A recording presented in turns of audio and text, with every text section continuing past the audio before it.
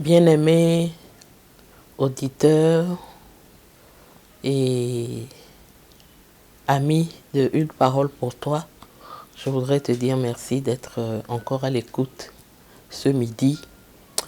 Comme je l'ai annoncé la semaine dernière, nous allons entamer aujourd'hui une nouvelle série sur le célibat que j'ai intitulée « Célibataire et heureux ». Donc aujourd'hui, on va débuter par la définition et puis ce que la Bible dit au sujet du célibat. C'est essentiellement ce dont on va parler aujourd'hui. Et puis la semaine prochaine, on va continuer avec d'autres sujets, comme est-ce que le célibat est une malédiction. On va le voir déjà aujourd'hui un peu. Et puis la semaine prochaine, on va continuer. On va également parler la semaine prochaine de pourquoi on peut être encore célibataire. Et ensuite, comment faire pour sortir du célibat. Donc aujourd'hui, je voudrais confier ce moment pour commencer entre les mains du Seigneur, pour qu'il nous parle, il vous parle au travers de moi.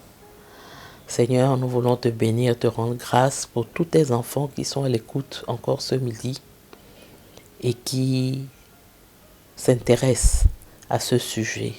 Je prie, Seigneur, que tu parles à ceux qui sont là, ceux qui sont célibataires, ceux qui ne le sont pas, parce que c'est un sujet qui intéresse tous, qui nous intéresse tous.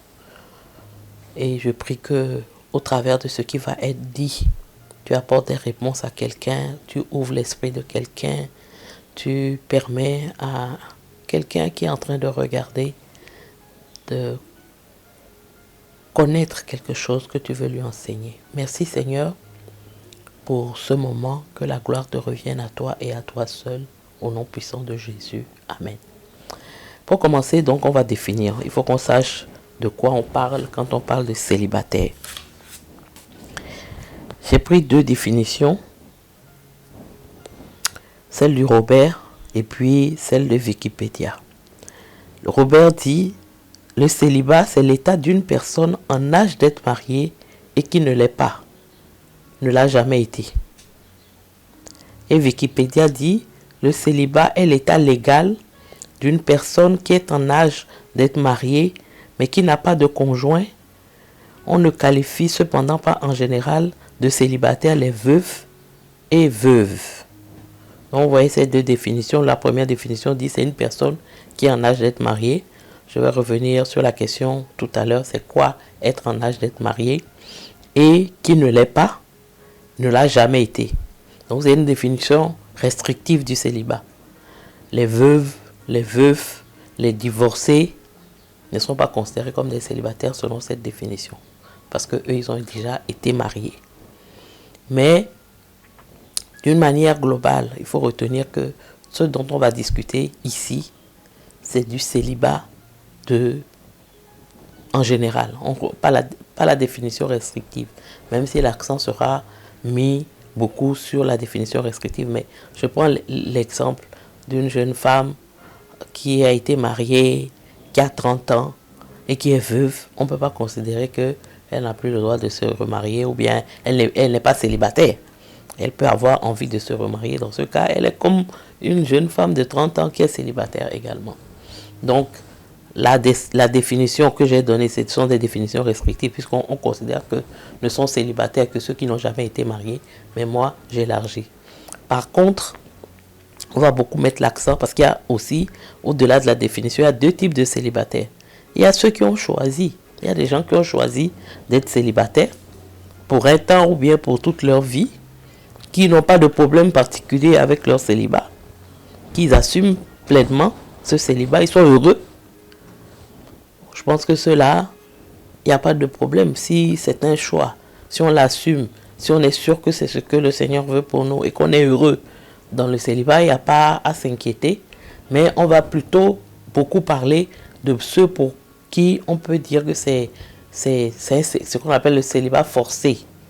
C'est-à-dire que je suis célibataire, mais j'aspire à me marier. J'ai envie de me marier. J'essaye et je n'y arrive pas. Donc aussi, on ne va pas trop parler de ceux qui sont en âge de se marier, mais qui n'ont pas... Comment je peux dire? qui sont pas dans le célibat chronique, si je puis dire. Bon, alors, il faut que je définisse ce que j'entends par célibat chronique. À l'origine, en France notamment, on considérait qu'une femme, pour les hommes, je ne sais pas ce qui était dit, mais qu'une femme qui a 25 ans, qui n'est pas mariée, est une célibataire chronique. Donc on disait qu'elle avait coiffé la Sainte Catherine. Aujourd'hui, à 25 ans, on ne peut pas être considéré comme célibataire chronique parce que avec tout ce qui se passe, les études, le temps qu'on doit trouver du travail, etc., il y a beaucoup de jeunes femmes de 25 ans qui ne sont pas mariées et pour qui on ne peut pas dire que c'est un célibat forcé. Elles sont dans le processus pour se marier. Donc, pour moi, célibat chronique, on peut considérer que c'est à partir de 33 à 35 ans. Donc, si on s'entend là-dessus, quand on parlera de célibat chronique, de célibat forcé et chronique, on pensera plutôt à des personnes qui ont autour de 33 à 35 ans, où ça devient difficile de trouver un partenaire, un conjoint. Et c'est de ces définitions-là que je voulais parler pour commencer. Donc, pour résumer, un célibataire, c'est quelqu'un qui est en âge de se marier, donc qui est en âge de se marier, qui ne l'est pas, mais pas qui ne l'a jamais été. On va parler de ceux qui sont en âge de se marier, même ceux qui ont déjà été mariés, ou qui sont divorcés, ou qui sont veufs, ou qui sont veufs. Pour moi, tout ça rentre dans la définition du célibataire tel que nous allons l'évoquer au cours de cette émission. Donc si on est d'accord sur ça, on peut évoluer maintenant. Le célibat, quand on regarde d'une manière générale aujourd'hui dans le monde, le célibat est considéré comme quelque chose d'anormal. On peut dire que le célibat est quelque chose qui n'est pas vu d'une manière très positive. Et j'ai quelques citations que j'ai récupérées ici. Il y a Oscar Wilde qui dit que le célibat est la seule perversion sexuelle connue. Il y a eu un rabbin du 1er siècle qui s'appelait Rabbi Éléazar qui lui dit « Un homme qui n'a pas de femme n'est pas véritablement un homme ».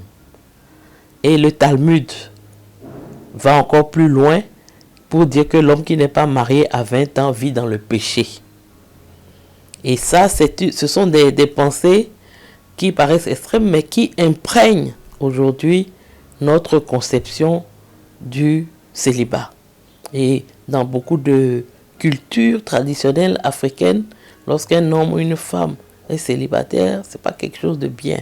C'est pas quelque chose qui est bien vu. Ça fait de la personne une personne, entre guillemets, un peu anormale, un peu atypique. On rentre pas dans le moule de ce qu'on attend d'une personne à partir d'un certain âge. On travaille, on doit se marier, on doit avoir des enfants, même si dans la pensée du monde, c'est pas forcément se marier, mais bon, on vit avec quelqu'un, le concubinage, etc. Donc on ne doit pas être célibataire.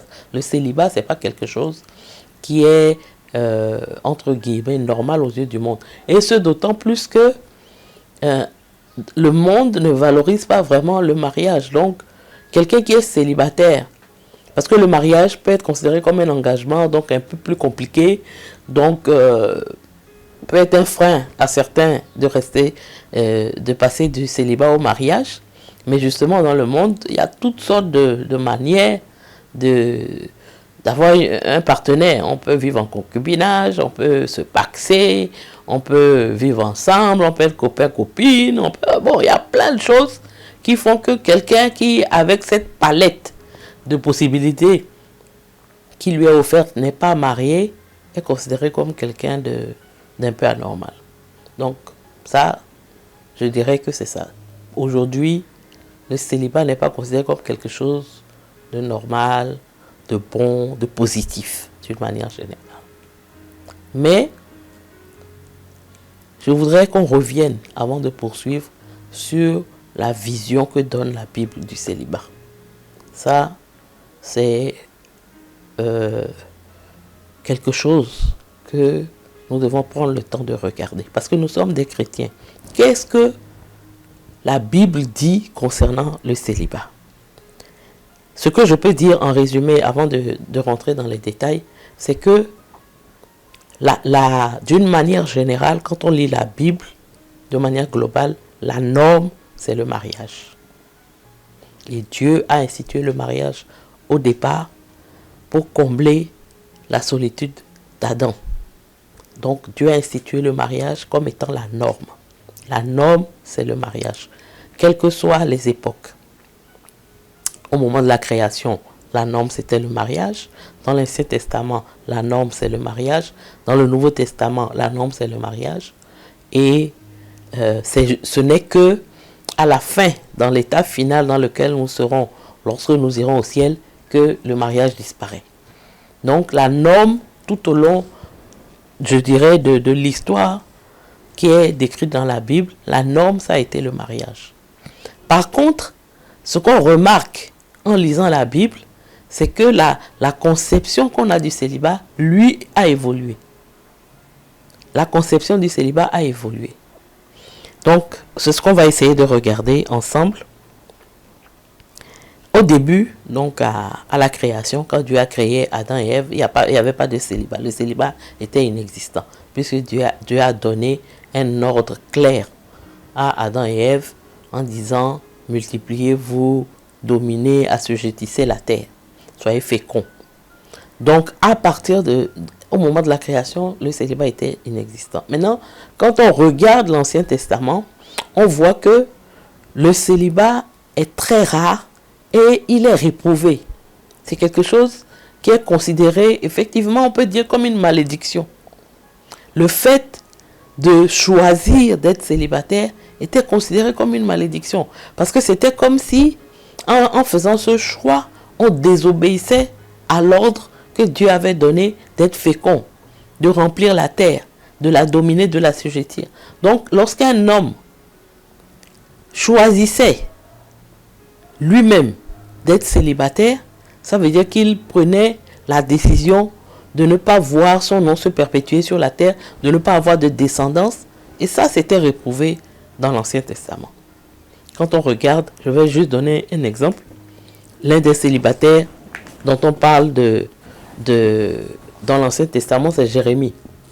Et dans Jérémie 16, le verset 1 à 4, on voit que le célibat que Dieu avait imposé à Jérémie était comme une punition.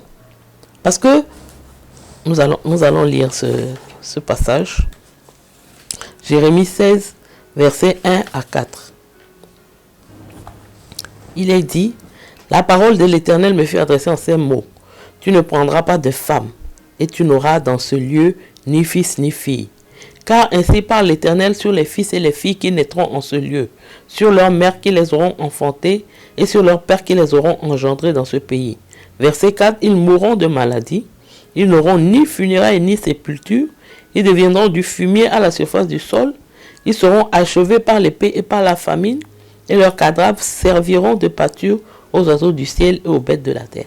Donc vous voyez que le célibat que Dieu impose à Jérémie est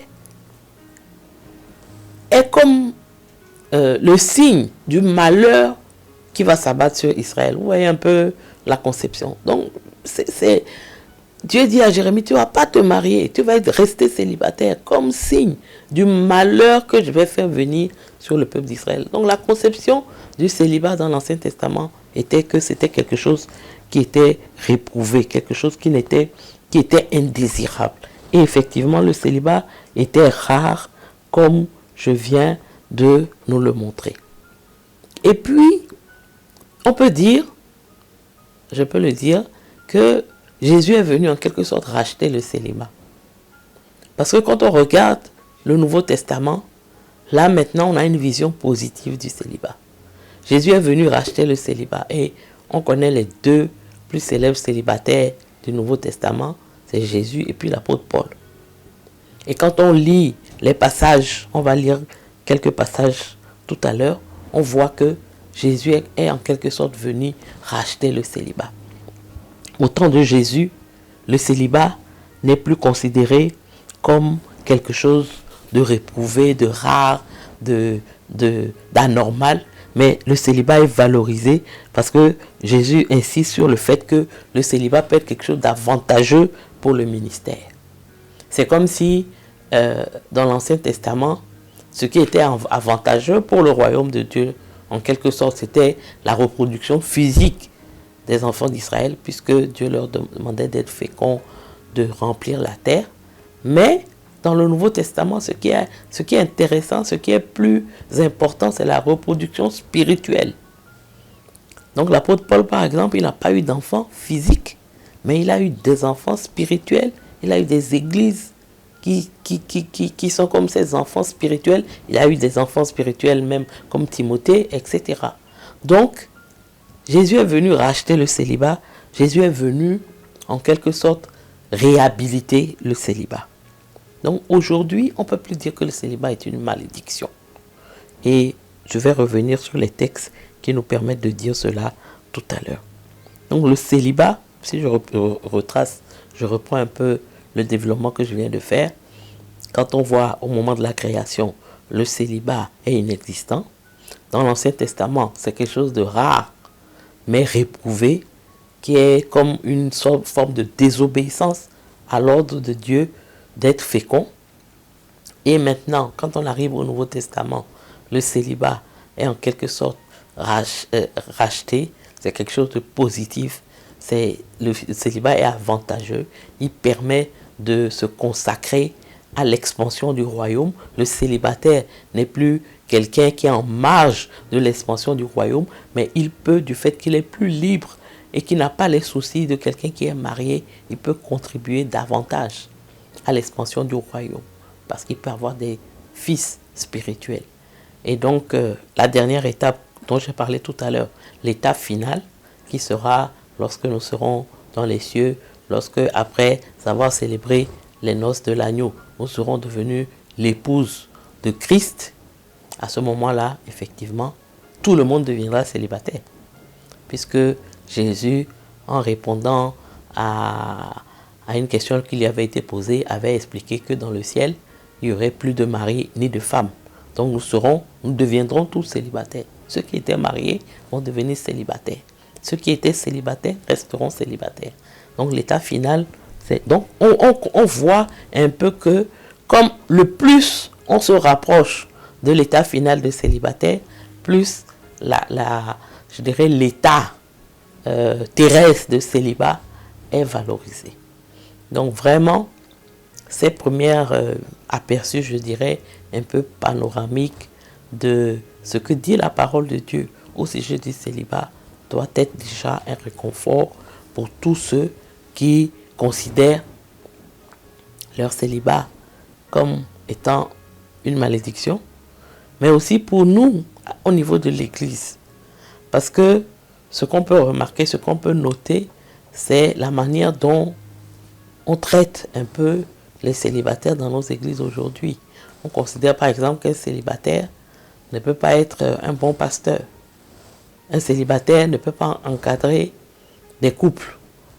Un célibataire, qu'est-ce qu'il connaît du mariage pour enseigner des couples? Mais ce qu'il enseigne, c'est la parole de Dieu, ce n'est pas son expérience. Ce n'est pas notre expérience qu'on enseigne d'abord, c'est la parole de Dieu. Donc même s'il est célibataire qui connaît la parole de Dieu, il peut très bien enseigner les couples. Mais bon, ce n'est pas la vision d'une manière générale. Donc on a nous-mêmes au niveau de l'Église une certaine vision du célibat qui n'est pas la vision de la Bible. Donc c'est important pour nous, en tant qu'Église, donc peut-être des personnes qui ne sont pas considérées a priori comme des célibataires, d'avoir un regard sur le célibat également qui soit conforme à ce que la parole de Dieu dit.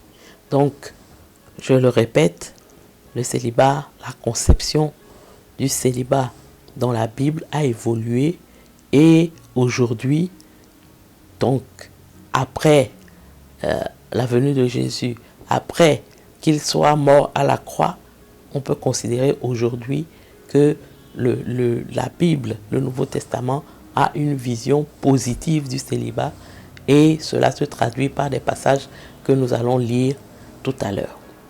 Donc nous allons lire 2 passages dans le Nouveau Testament qui parlent du célibat. Nous allons d'abord lire 1 Corinthiens 7:7. C'est un passage que nous lisons beaucoup dans cette émission. Mais il vient encore. 1 Corinthiens 7:7 dit: je voudrais que tous les hommes soient comme moi. C'est l'apôtre Paul qui parle. Mais chacun tient de Dieu un don particulier.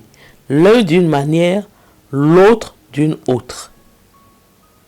Donc, je répète, je voudrais que tous les hommes soient comme moi, mais chacun tient de Dieu un don particulier, l'un d'une manière, l'autre d'une autre. Et dans Matthieu 19, verset 11, Jésus lui dit, bon, on peut commencer au verset 10 pour bien comprendre, ses disciples lui dirent, si telle est la responsabilité de l'homme à l'égard de la femme, il n'est pas avantageux de se marier. Parce que quelqu'un est venu au verset 7, on lui demandait pourquoi Moïse a commandé de donner à la femme un acte de divorce et de la répudier.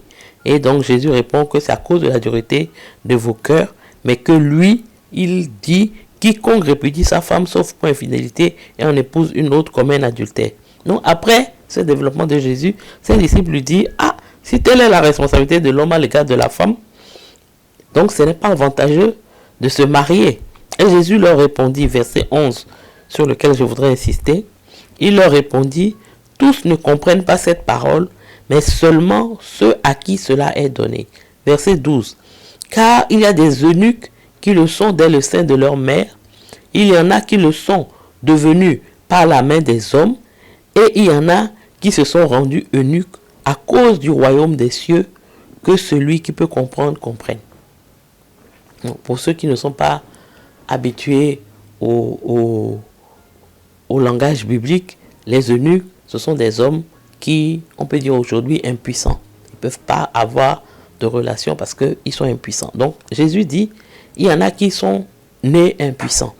Il y en a qui ont été castrés par les hommes.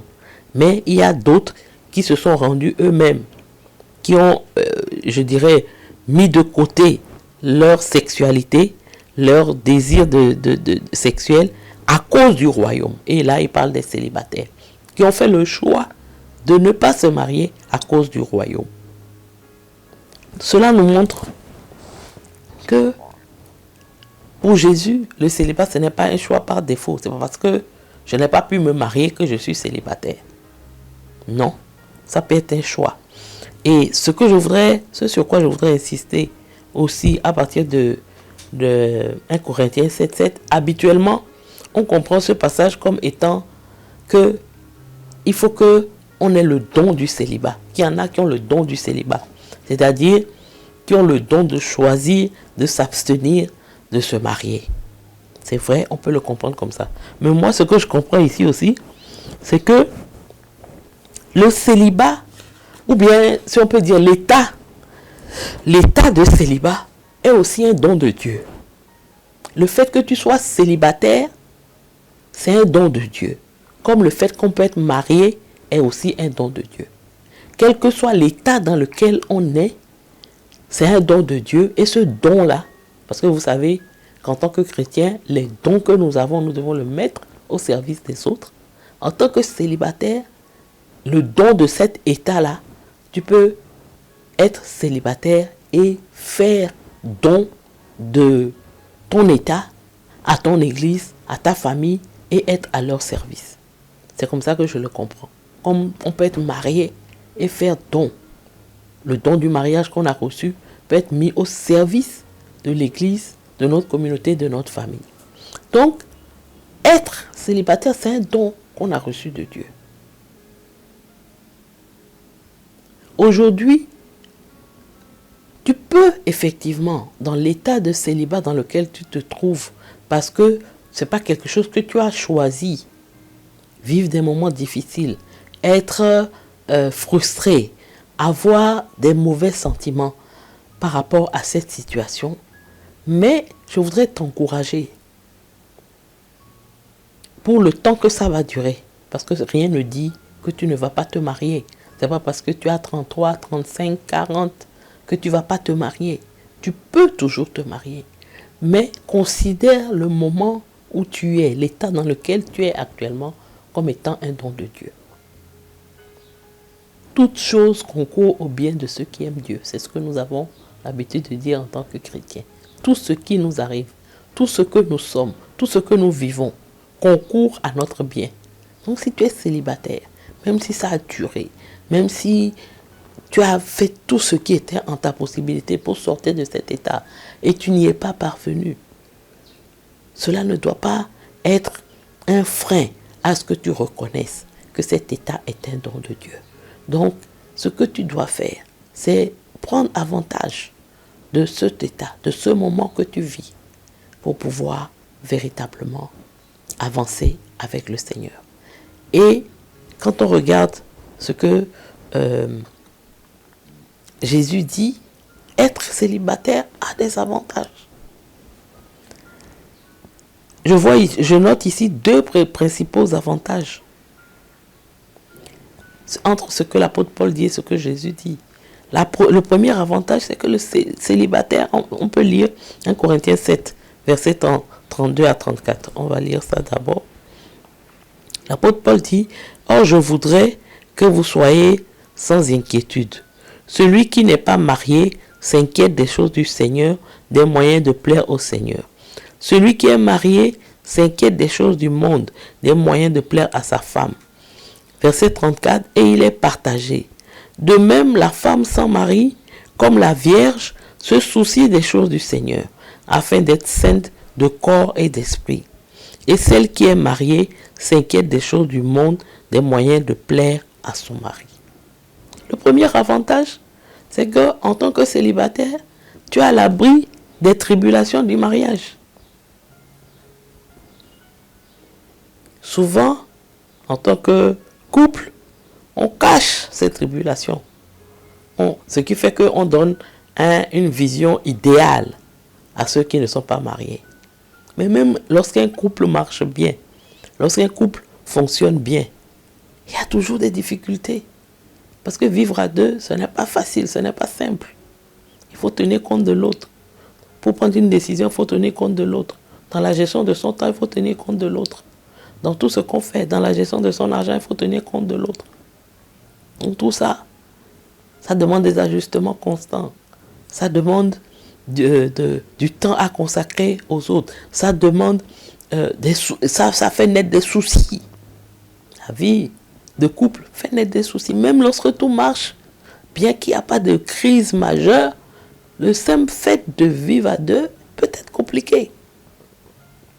Et les enfants qui naissent, les enfants donnent autant de joie que d'anxiété. Quand on a un enfant, quand il est bébé, tu ne dors pas.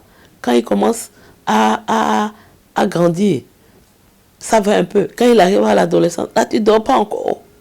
Même après, quand il est marié, il vit chez lui. Tu ne dors pas en tant que parent. Tu es toujours, tant que tu es vivant, que tes enfants sont là, tu as leurs soucis.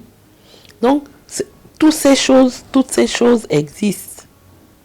Et l'apôtre Paul dit, le célibataire, il est à l'abri de ce genre de tribulation.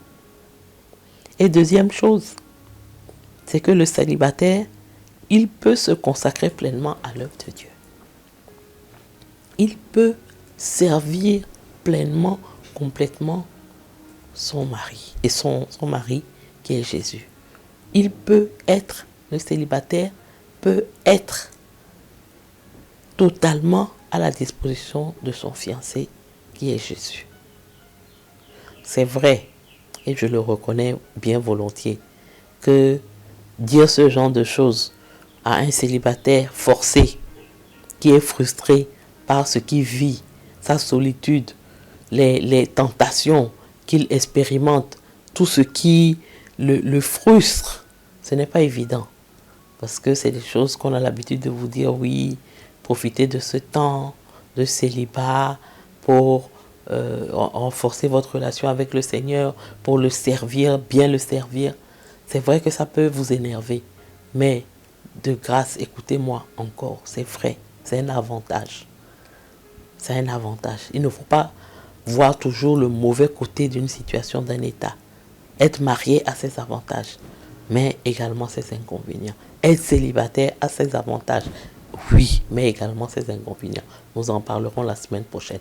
Mais pour aujourd'hui, je voudrais que tu retiennes que l'état dans lequel tu te trouves aujourd'hui, de célibat forcé, j'insiste, ce n'est pas quelqu'un qui n'est pas encore marié, qui a 25 ans, 26 ans, c'est pas grave.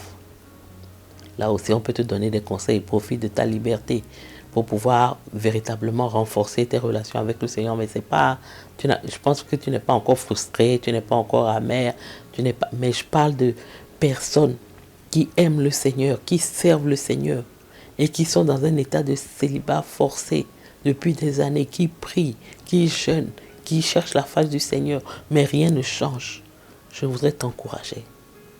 Ne mets pas ta vie en parenthèse. Ne cesse pas de vivre parce que tu es célibataire. Parce que être célibataire a ses avantages. La vie de célibat te permet de te consacrer complètement au Seigneur. Comme je l'ai dit, Jésus est venu racheter les célibats.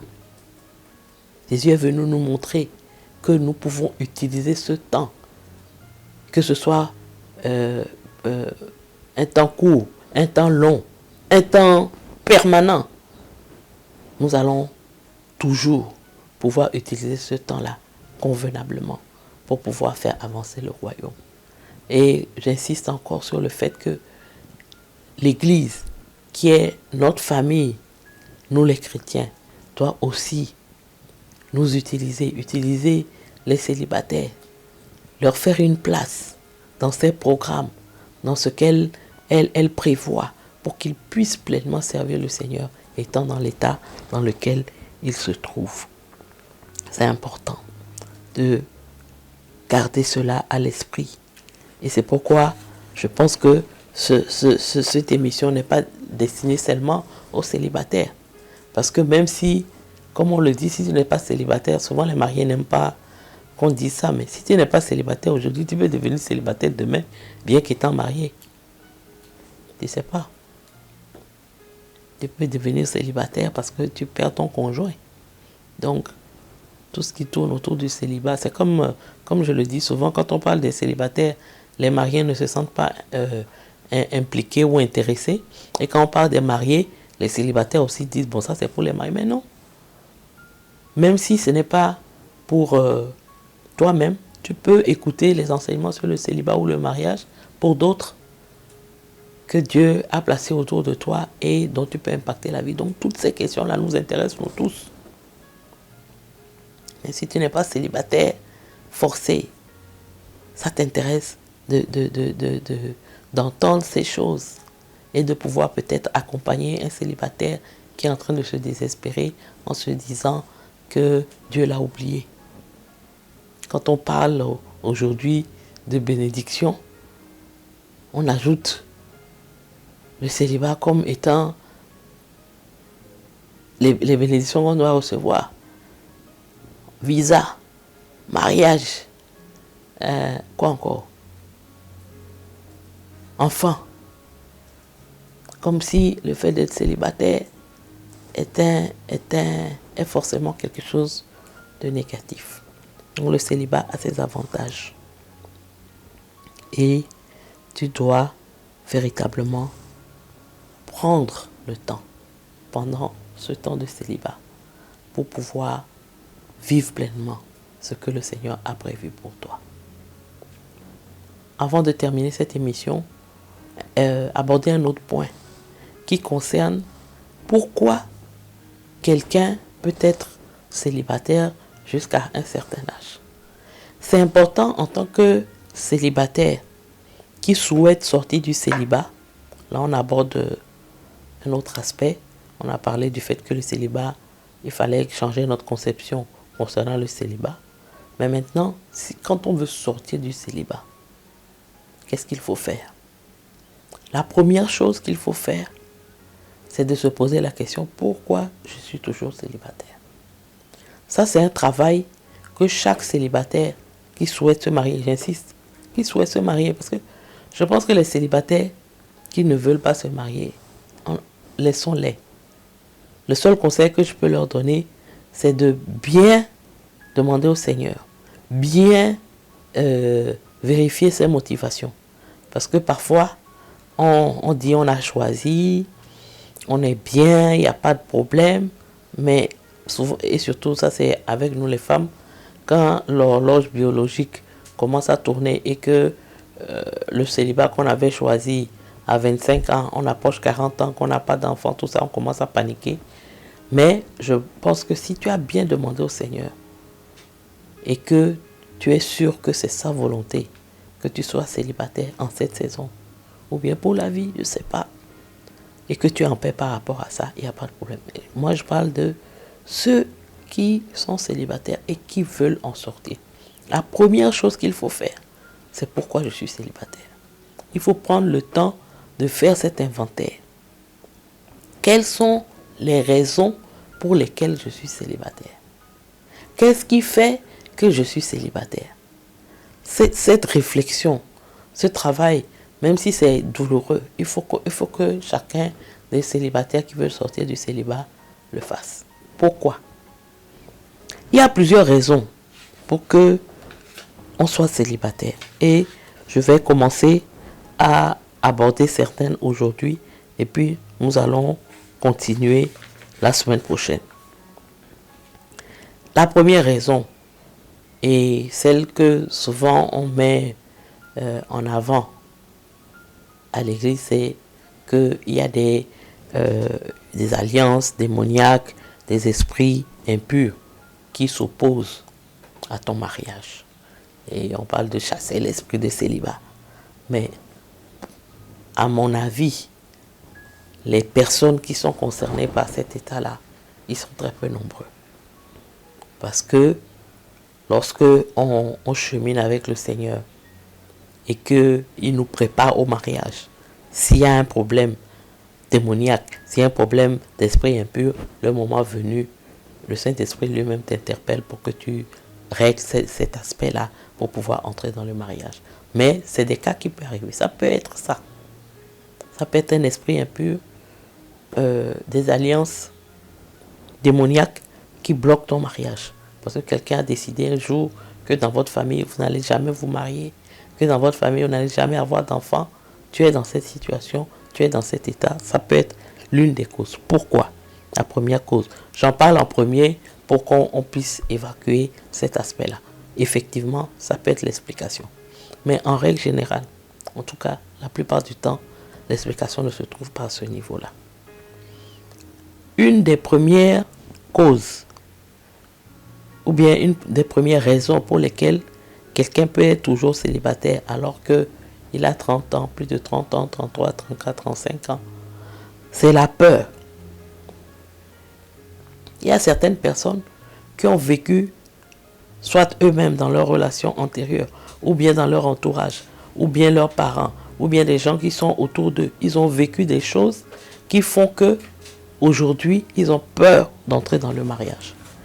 Ils ne veulent plus vivre ou revivre ce qu'ils ont vécu dans le passé.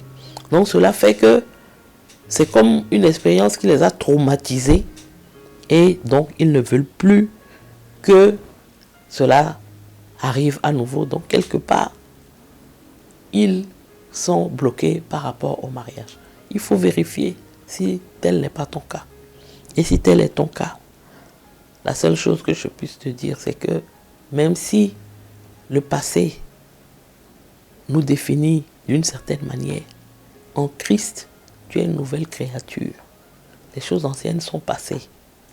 Il faut régler ce problème avec le Seigneur.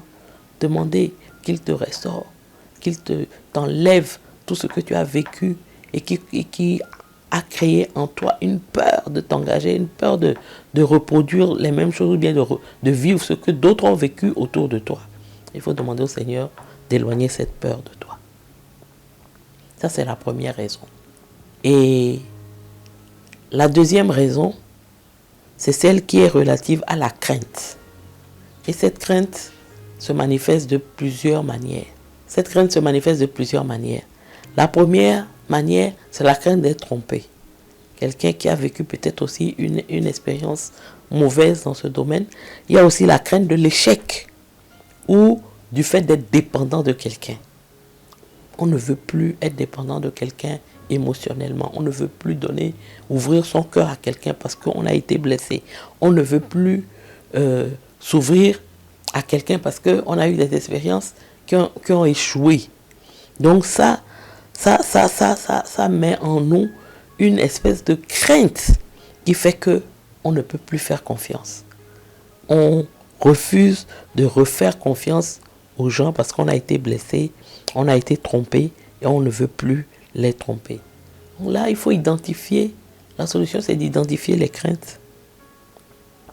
Et chacune de ces craintes, les identifier une à une dans le détail et après, dans la prière, essayer d'y remédier. Prier par rapport à chacune des craintes pour demander au Seigneur, voilà ce qui me fait peur, voilà, j'ai vécu tel échec, voilà, j'ai été blessé, j'ai été trompé, je veux sortir de là, aide-moi, apprends-moi à refaire à nouveau confiance.